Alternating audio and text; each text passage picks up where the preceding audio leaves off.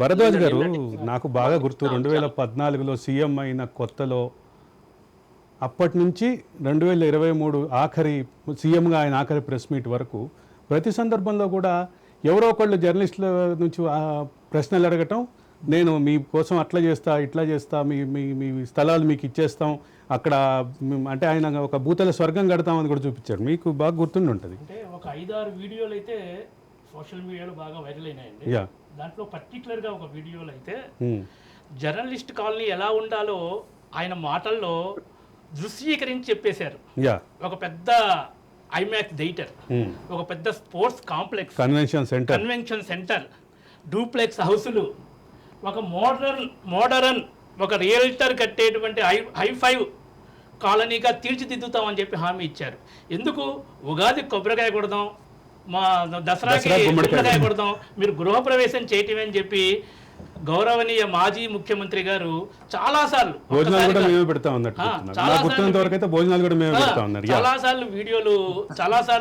వీడియోలు సాక్ష్యాలుగా ఉన్నాయి.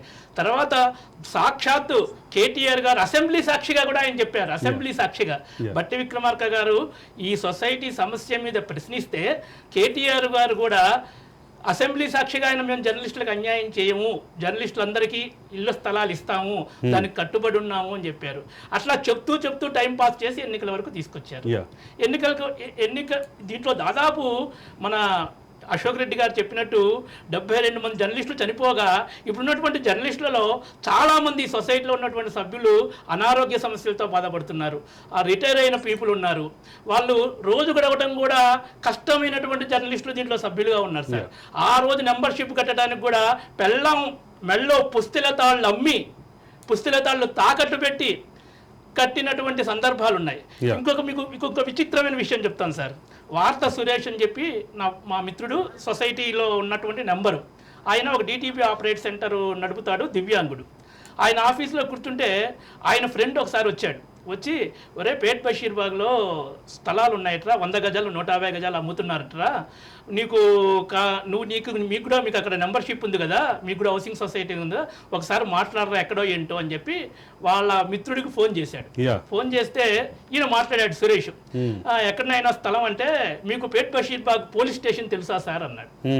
తెలుసు అన్నాడు. ఆ పక్కనే పెద్ద కార్పొరేట్ స్కూల్ వచ్చింది సెయింట్ యాన్స్ అని మీకు తెలుసా అన్నాడు. తెలుసు అన్నాడు. ఆ పక్కనే పెద్ద స్థలం ఉంది సార్, అక్కడ మీకు చాలా చీఫ్ రేటుకి 100 గజాలు 150 గజాలు అమ్ముతున్నాం సార్ అని చెప్పి. అంటే ఎక్కడ పేట్ బషీర్బాగు, ఎక్కడ కృష్ణానగర్, ఇతని ఆఫీస్ కృష్ణానగర్లో. అంటే ఆ రియల్ ఎస్టేట్ దందా ఎంతగా విస్తరించిందో ఈ ఒక్క సంఘటన బట్టి తెలుస్తుంది.